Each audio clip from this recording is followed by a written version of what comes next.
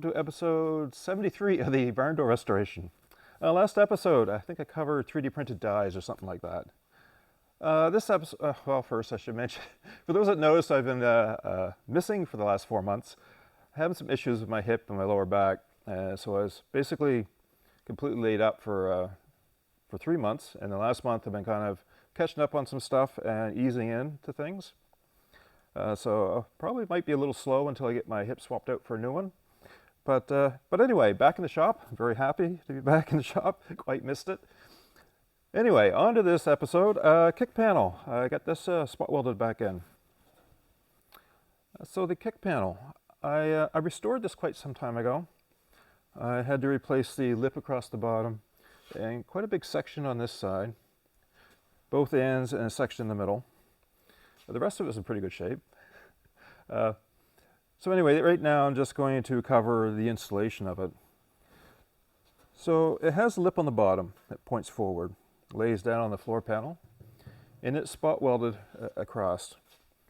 Now, I'm not sure if it's spot welded completely across or if it had gaps over the ends of the frames. Now, since I spot welded with double-sided, I couldn't get a short section right here and a little bit longer section over here because there's a plate right under the floor, so you can't spot weld it. Now, at factory, if they used a single-sided spot welder, they would have gone straight across. But if they also used a double-sided, they would have skipped those spots. So I don't know which way it was done. And if anyone has been this far into a barn door and still had this metal existing and knows if they're spot welded, please let me know. I would love to know exactly how they were made from factory. Because I plan on converting my spot welder so I can do single-sided. And if I do, I'll add those in. So spot welded across the bottom. And then the ends are spot welded up. Now the A-pillar is 2 pieces. Now the inner piece hangs out past, the lip hangs out past the outer one by about 20 millimeters. And then this kick panel kind of lays on the inner one. It kind of butts the outer piece and spot welds. And these spot welds are quite close together, about 15 millimeters apart. Now that's how this bus was done. It probably depends on who was doing it that day, but mine had quite thick on both sides. Now there's also spot welds on here. Now I put 2 on each side. So this plate disconnects the heater duct to the kick panel, makes it nice and solid. It also supports the interior panel, which lays on here and screws through 2 holes. So that strengthens it up pretty good. So to install this, well, the first thing I did is get it in place. Get it clamped on the ends, get it pushed down so it was nice and flat to the floor all along. Make sure the distance in was the same, so I had an even curve. And then I started welding it. So the spot welder, in order to get past this big valance, I had to put I had to have a long rod to get up in behind there to hit the floor. Now I made these extensions, a couple different length ones I made, just 5/8 copper rod and 8 millimeter copper rod. I think it's 8 millimeter copper rod. And I just drilled and slotted, and then I put a bolt and threaded it in so it clamps the rod in place. And I was able to get in and weld those. The problem with this is it really does not work well having the longer rod, especially this small rod when it's really long like that.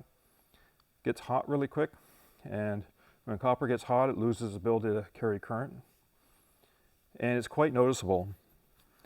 So I would get a couple welds pretty good, and after that it would weaken it so it wouldn't weld instantly.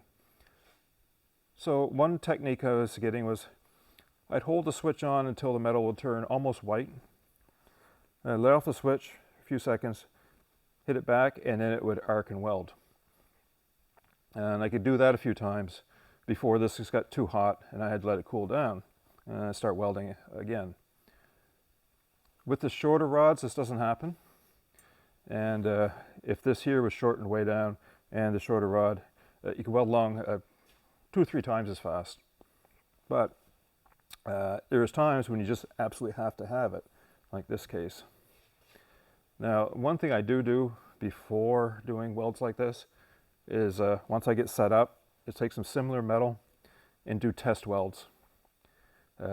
Trying different things, letting it get hot, just to make sure I was getting a really strong weld. Because it is very easy for the spot welder, a cheap spot welder, to spot weld and not have any strength to it, so that you know, it'll break out after. The last thing you want is you start popping when you're driving down the road. So that's something important to do, is to test a spot weld. On a good spot welder, you probably wouldn't have to do that, but. So once I got the bottom spot welds in, spot welded up the ends, I can put the shorter arms in to get those in, so it went much faster. And then a couple spot welds in here. And then just wire wheeled and a shot of zinc, keep from rusting. Now, I did make a mistake. So one of the very important things to do when working with metal, if it's welding or shaping it, is to predict what the metal is going to do. And with welding, it likes to shrink. So the idea is you kind of figure out what it's going to do and then work your welding around that so that you can prevent it from being a problem. And I forgot to do that. So when I started spot welding here and just started going. So what happens? The metal gets hot, it gets soft, so it thickens, and then as it cools down, it pulls, because it's thicker, it's now pulling material in, so it's shrinking it. And because that's a lip sticking out, it's trying to pull in, so it's trying to straighten this out. And to straighten out here, the only thing you can do is push it out here. So it's pushing this out as this is trying to flatten out, to straighten. And what I should have done is put, you know, a spot weld, mix them up side to side and around this curve to get it all held in place, and then it wouldn't be a problem. But because I forgot and just went along in one spot, it pushed it out here. No, it didn't push it out much. It pushed it back, forward about 2 millimeters, which is within tolerances on this vehicle. I was annoyed at it, but it's not an issue at all. Now, there is a hole here, which is overlapped by about 4 millimeters. And it turns out the hole was drilled 2 millimeters towards the back. And the panel is moved 2 millimeters towards the front, which meant about a 4 millimeter overlap. So I'll just die grind that out. Again, a bit annoying, but doesn't really affect anything. This hole is actually for the brake light wire. It goes back to the switch on the master cylinder, and then across the beam and back to the central brake light. I think the horn wire also goes down through this hole. Although, no, the horn wire I think goes down with the, the horn wire goes over here with the headlight dimmer. This hole over here is for the speedo cable. It drops down through and goes to the front wheel. And this hole over here is the rear harness. Comes up, comes through this clip, and mostly into the bottom of the fuse block, which is right here. So anyway, I'm very happy with it. It looks great. A little annoyed here, but doesn't make any difference, so I'm over it, I think. So that is what I've accomplished over the last 4 months. This is a small little project, needed doing, and I needed something small and simple to get back into doing videos. I'm very happy back in the shop. I missed it a great deal. I've been working on getting the dies for doing the cargo floor ribs and getting those put together. And they're very close to being able to start trialing stuff. So next video will have some of that. I might have some restoring some other parts mixed in with that, because the floor is going to take a great deal of work and labor, and I don't want that just to be that rear floor for too many episodes, and also too long for me. I'd like to have some other things in it, some more fun stuff. So I got to start tearing apart the rear walls, start rebuilding ribs, and getting some framing up in the back. So I'm going to mix that in with the cargo floors a bit, doing some individual pieces. Hopefully I'll be able to get a decent amount of content, and but the plan is to do videos every 2 weeks, even if they're short, And if I don't get much done, I'll try to make them really short, so not wasting anyone's time. So that is the end of this episode. Well, thanks for those who were concerned about why I went missing for some time. I probably could have done a better job of keeping people informed, and I probably could have done some videos from home on CAD work or something, but I really just didn't have it in me. I didn't feel like doing anything. Very happy to be back in the shop now, doing stuff. Even if I'm not getting as much done as I hoped, it feels good, and I'm enjoying it. So anyway, hopefully I can keep some good content coming. Well, thanks for the comments, appreciate them, and thanks for watching.